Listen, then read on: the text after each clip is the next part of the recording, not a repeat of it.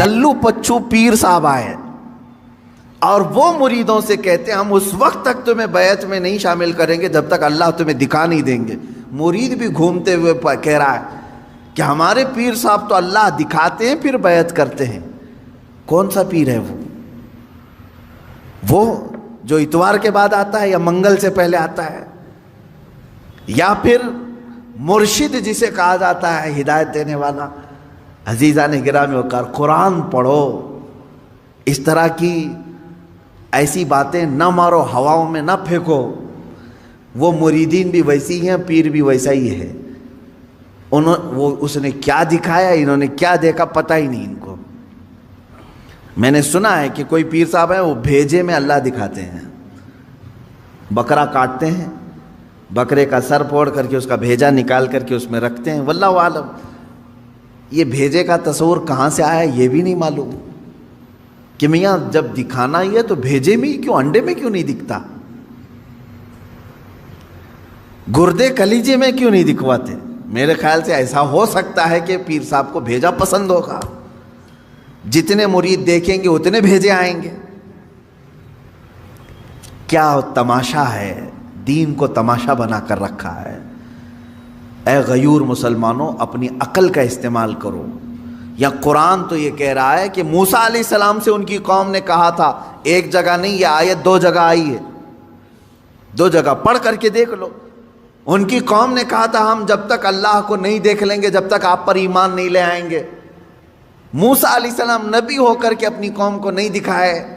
نہیں, اللہ دیکھنے والی چیز ہے ہی نہیں. قرآن کہتا ہے لا تدرکہ الابصار وہو یدرک الابصار, کوئی آنکھ نہیں ہے جو اس کو گھیر میں لے لے.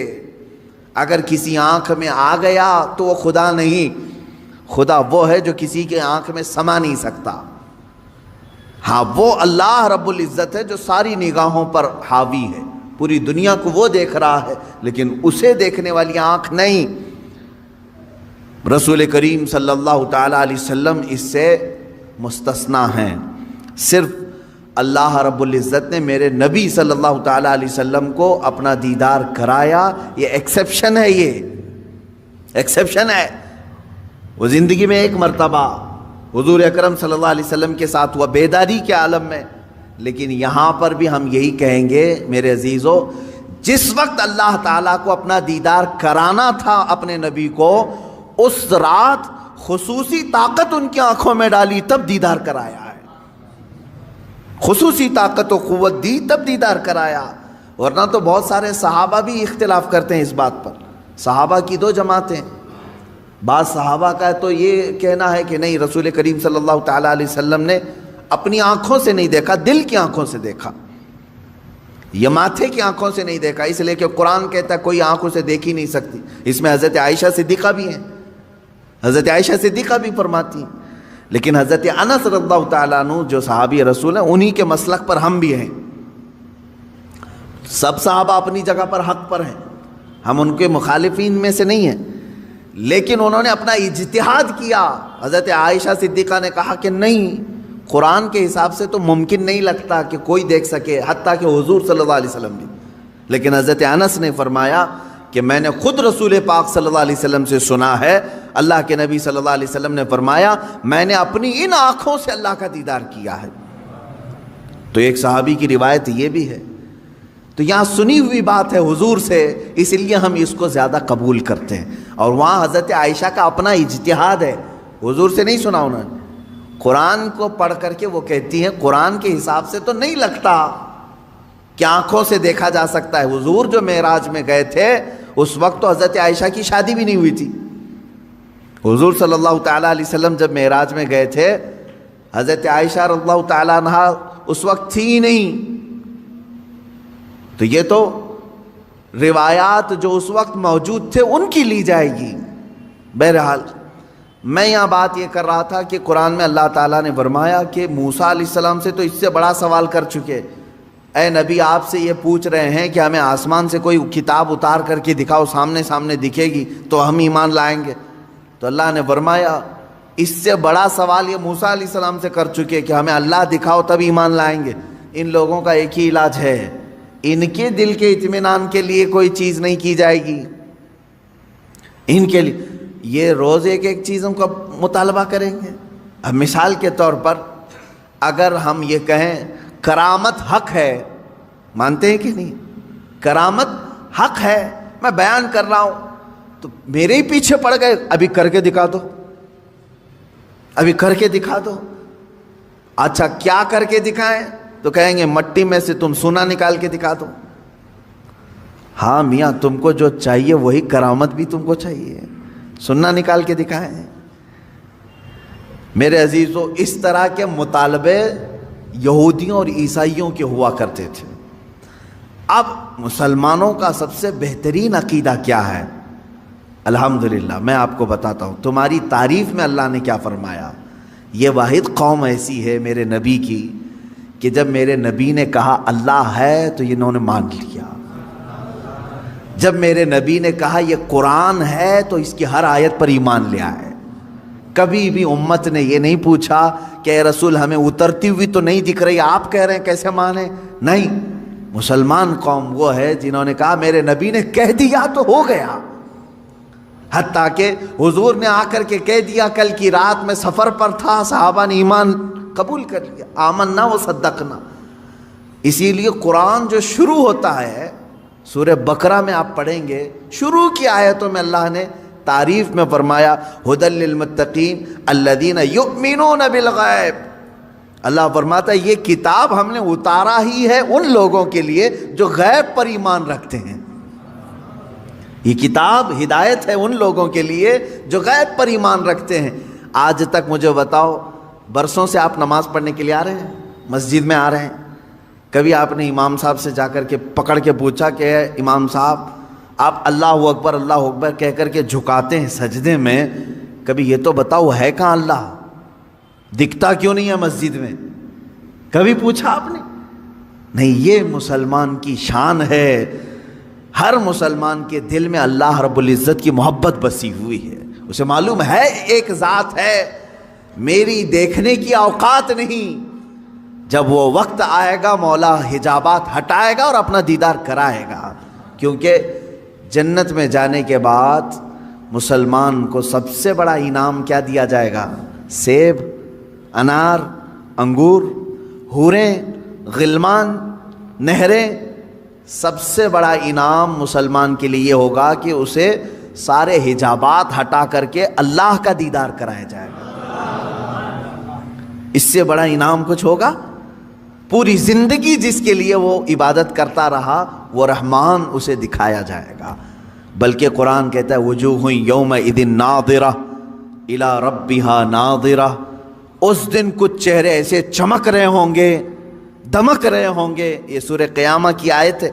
کچھ چہرے چمک رہے ہوں گے, دمک رہے ہوں گے. کیوں مولا؟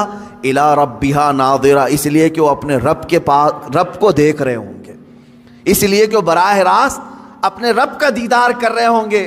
ادھر رب کو دیکھ رہے ہوں گے اور چہرے چمک رہے ہوں گے. وہ وقت آئے گا جب تمہیں دیدار کرایا جائے گا. لیکن دنیا میں اس طرح کا مطالبہ کرنا بیجا ہے, نہیں کرنا چاہیے. اللہ رب العزت نے جس چیز کو منع کر دیا اس چیز کا سوال نہیں ہوگا. کیونکہ موسیٰ علیہ السلام کو جب اللہ نے کہہ دیا لن ترانی, تم مجھے نہیں دیکھ سکتے, تو یہاں کون سا مرید 30 مار کھاں ہے جو موسیٰ علیہ السلام سے اوپر بننے کی کوشش کرتا ہو؟ ان سے بھی بڑا ہے کوئی جو اپنے پیر صاحب سے جا کر کے کہے کہ آپ مجھے اللہ دکھوائیے اس کے بعد بیعت کرتا ہوں. ارے موسیٰ علیہ السلام کو کوئی طور پر نہیں دکھایا اللہ نے, اور تمہیں جھوپڑ پٹی میں دکھائے.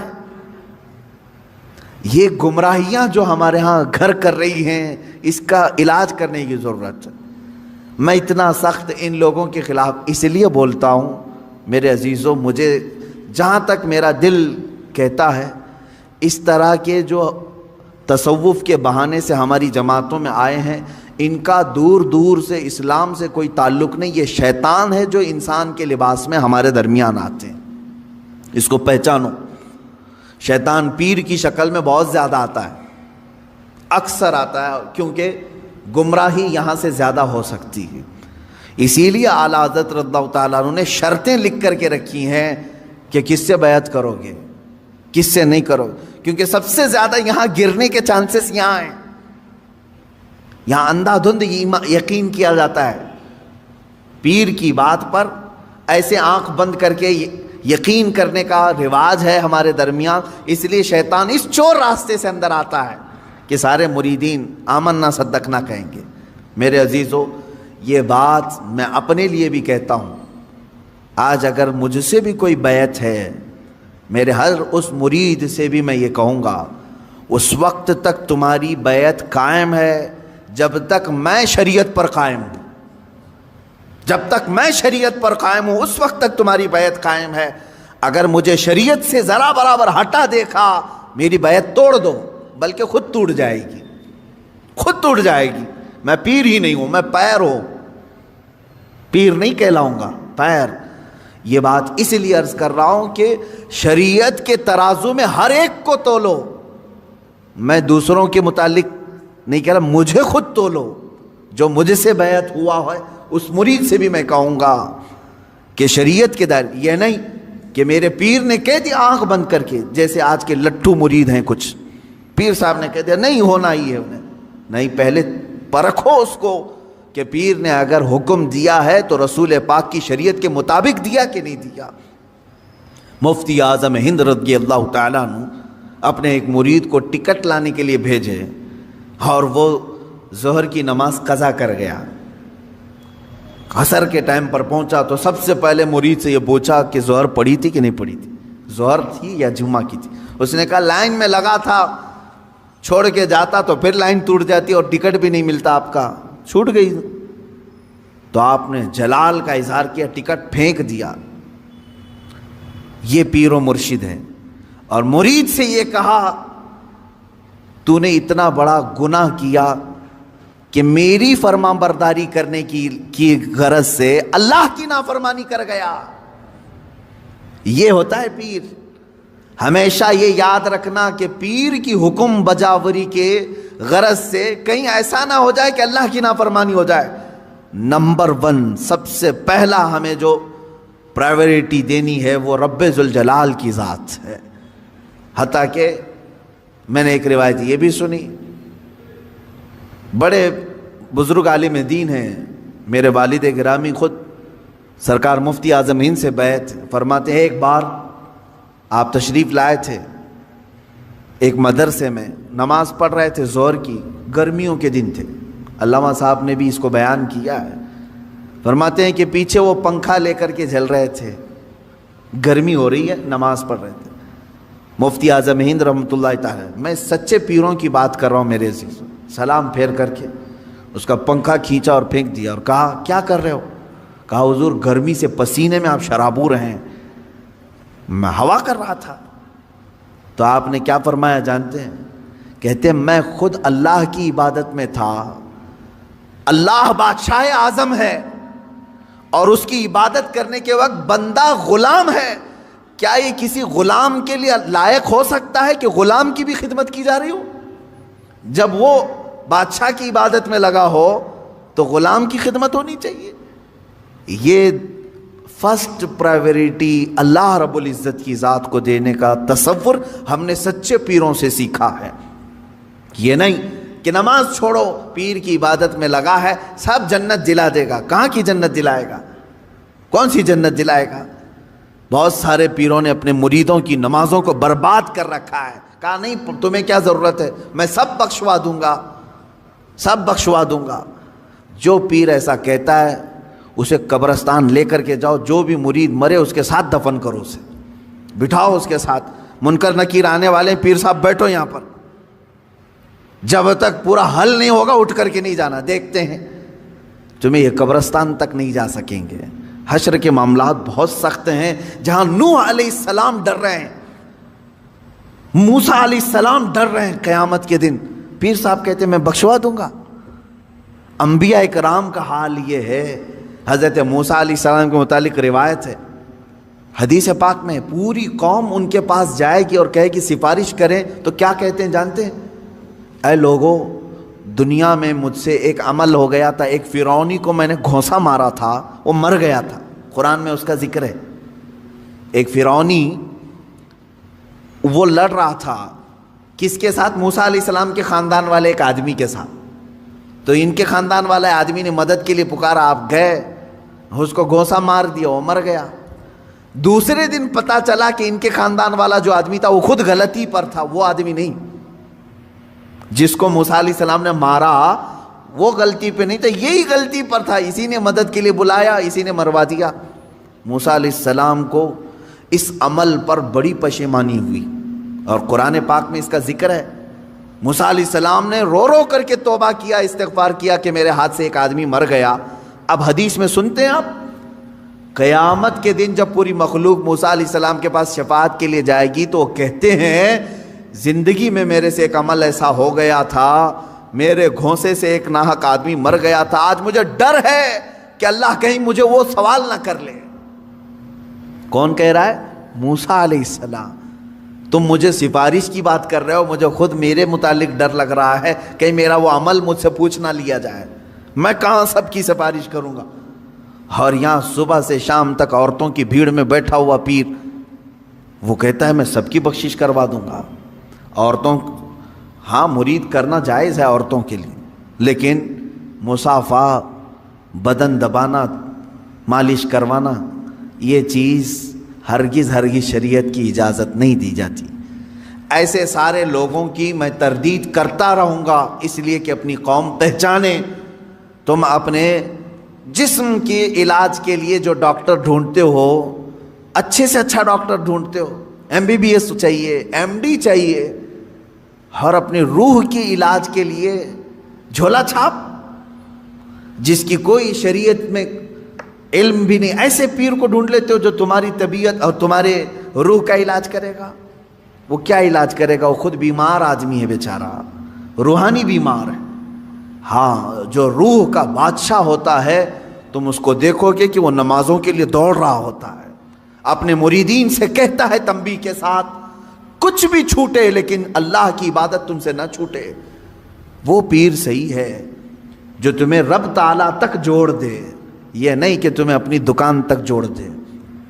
یہاں پر سب آتا رہے, سب تم چلتے رہو, سب ٹینشن فری ہو کر کے جیو. کچھ مرید ایسے بھی ہیں, وہ سوچتے ہیں پیر صاحب کے پاس ہم نذرانہ ہدیہ بھیجتے رہیں گے تو ہمارے لیے دعائیں بھی کرتے رہیں گے, ان کا سایہ بنا رہے گا اور ہمارا سب چلتا رہے گا, کچھ بھی بلا نہیں آئے گی, مصیبت نہیں آئے گی. یہ سب جاہلوں کے پیدا کیے ہوئے معاملات ہیں میرے عزیزوں, جاہلوں کے ہیں. صحابہ کرام سے بڑھ کر کے مرید کون تھا؟ میرے آقا صلی اللہ علیہ وسلم سے بڑھ کر کے پیر کون تھا؟ اس کے باوجود رسول کریم صلی اللہ تعالیٰ علیہ وسلم سے صحابہ کرام کے اتنے گہرے تعلق کے باوجود مجھے بتائیں کبھی کسی صحابی کو حضور نے کہا ہو چھوڑ دو نمازیں, میں ہوں نا؟ کسی سے کہا ہو؟ عام صحابہ کی تو بات تو چھوڑیں, حضور نے خود سیدہ کائنات فاطمہ الزہرا رضی اللہ تعالیٰ عنہ سے کہتے ہیں, اے فاطمہ, کیا کہتے ہیں, اعملی لا اغنی عنکی شیئا, تو اپنے عمل میں پوری ہو, سارے عمل پوری کرتے رہنا, یہ مت سوچ کر کے بیٹھنا کہ میں تیرے لیے سب کچھ کر دوں گا, میں تیرے لیے سب کچھ کر دوں گا, یہ سوچ کر کے عمل سے دور نہیں ہونا. حضرت فاطمہ کو جب حضور یہ کہہ رہے ہیں تو کون سا پیر ہے جو اپنے مریدوں کو نماز کی چھٹی دے رہا ہے؟ آؤ سب قوالی میں بیٹھو, نماز معاف ہو جائے گی. ہے, آؤ یہاں گانے باجے بھنگڑے لگتے رہیں, تمہاری نمازیں جاتی رہیں. معاذ اللہ رب العالمین. ان شیاطین الانس کو سمجھیں جو انسانوں کے شیطان ہیں, انسانوں میں سے آئے ہوئے شیطان ہیں جو در حقیقت اس راستے سے اللہ سے بندوں کو دور کر رہے ہیں. بات میری یہاں چلی تھی کہ یہودیوں اور عیسائیوں کے معاملات, کہ یہ نبیوں سے ایسی چیز کا سوال کرتے تھے کہ ہمیں اللہ دکھائیں، سامنے دکھائیں، تب ہم ایمان لائیں گے۔ اس کے رد میں نے یہ پیروں کو لیا، باقی میری بات دور تک چلی گئی۔ ایسا مطالبہ کبھی اپنے پیر سے بھی نہ کرو، کیونکہ یہ جائز نہیں ہے، یہ جائز نہیں ہے۔ آپ کبھی یہ مطالبہ نہ کرو اپنے پیر سے کہ ہمیں ابھی جنت دکھاؤ کیسے دکھ رہی ہے، دوزخ دکھاؤ کیسے دکھ رہی ہے، تب میں آپ کا مرید ہوتا ہوں۔ ان کے بس اور اختیار میں یہ سب چیزیں نہیں دی گئی ہیں۔ موسیٰ علیہ السلام کو اللہ تعالیٰ نے یہ چیز نہیں دی تو پھر کسی اور پیر کو کیوں دے گا؟ یہ تمام چیزوں کا مطالبہ نہیں ہونا چاہیے۔ اس کا سیدھا سا جواب ہے، اگر ہمارے پاس کوئی آتا ہے تو ہمارے ایک بزرگ عالم دین ہے، انہوں نے بیان کیا تھا، ایک صاحب آئے اور علاج کے لیے مولوی صاحب یا عامل صاحب یا یہی پیر صاحب، چندہ چھاپ پیر صاحب، ان کے پاس آئے اور کہا کہ حضرت فلاں فلاں چیز ہے، علاج ہونی چاہیے، آپ بتائیں کیا خرچہ آتا ہے؟ تو بہت سارے لوگ یہ عرسوں کے یا بزرگوں کے ناموں کی عدد کے اعتبار سے بہت زیادہ خیال کرتے ہیں، جیسے 11ویں کے 11 روپے رکھ دو، 12ویں کے 12 روپے رکھ دو یا 1200 رکھ دو۔ یہ بزرگوں کے عرسوں کے دن وغیرہ کو لے کر کے یا ان کی تعداد کو لے کر کے تھوڑا سا بہت سارے عوام میں رواج ہے۔ پیر صاحب نے اس کو کیا کہا کہ تیرا علاج ہو جائے گا، 1,24,000 نبیوں کے نام کے حساب سے نذرانہ رکھ، 1,24,000 نبیوں کے نام پر نذرانہ رکھ، تیرا علاج ہو جائے گا، ڈرنے کی ضرورت نہیں۔ اگر تمہارے ساتھ بھی ایسا ہو اتنا بڑا نذرانہ، تو پیر بھی جو ہے ڈیجیٹل پیر ہے، مرید ہے اس زمانے کا۔ تو اس نے کہا بالکل حضور، آپ ایک ایک نبی کا نام پڑھتے جائیں، میں 1-1 روپے ڈالتا جاؤں گا۔ کہاں سے پڑھیں گے پیر صاحب؟ کیونکہ نہ قرآن میں ان کے پورے نام آئے ہیں، نہ حدیث میں پورے نام آئے ہیں۔ صرف حضور نے بتایا ہے کہ 1,24,000 نبی آئے تھے، تو پیر صاحب نے کہہ دیا 1,24,000 نبیوں کے نام پر نذرانہ رکھ دے، 1,24,000 روپے تیرا علاج ہو جائے گا۔ مرید نے بھی کہا کہ حضور ٹھیک ہے، 1-1 نبی کا آپ نام بولتے جائیں، میں ڈالتے جاؤں۔ زیادہ سے زیادہ وہ پیر صاحب 12 یا 13 نبیوں تک پہنچ سکے، اتنے نام یاد تھے، 12 روپے ملے اور کیا ملیں گے؟ عزیزان گرامی وقار، اس طرح کے مطالبے بھی کسی پیر سے نہ ہوں، اور اس طرح کے سوالات جو یہودی کرتے تھے۔ حضور صلی اللہ علیہ وسلم سے آ کر کے کیا کہا؟ کتاب اترنا چاہیے ہمارے سامنے تب ہم ایمان لائیں گے۔ موسیٰ علیہ السلام کی قوم جا کر کہہ رہی اللہ دکھنا چاہیے ہمیں تب ہم ایمان لائیں گے۔ تم اس طرح کے مطالبے ہرگز نہ کرو، جو ان کے بس میں نہیں ہے ایسی چیز نہ پوچھو۔ اللہ تبارک و تعالیٰ نے آپ کو خیر امت بنایا، یہ سب سے بڑی تمہاری فضیلت ہے کہ آج تک آپ نے کبھی کسی سے مطالبہ نہیں کیا میں مسجد اسی وقت جاؤں گا جب مسجد کے محراب میں مجھے اللہ دکھے گا۔ کبھی ہم نے مطالبہ نہیں کیا، بلکہ ہم بغیر دیکھے ایمان بھی لاتے ہیں اور سجدے میں بھی جاتے ہیں۔ ہم نے قرآن کو اترتے ہوئے دیکھا ہے کسی نے؟ آسمان سے آ رہا ہے، جبرائیل لا رہے ہیں، کسی نے دیکھا؟ نہیں۔ لیکن آج تک اس امت نے کبھی سوال نہیں کیا اپنے نبی سے کہ اترتی ہوئی دکھے ہمیں آیتیں تب ایمان لائیں گے۔ نہیں، اے رسول پاک آپ کی زبان سے نکلے یہی ہمارے لیے ایمان ہے۔ حضور اکرم نے فرما دیا یہ اللہ کی طرف سے ہے، یہی ہمارے لیے کافی ہے۔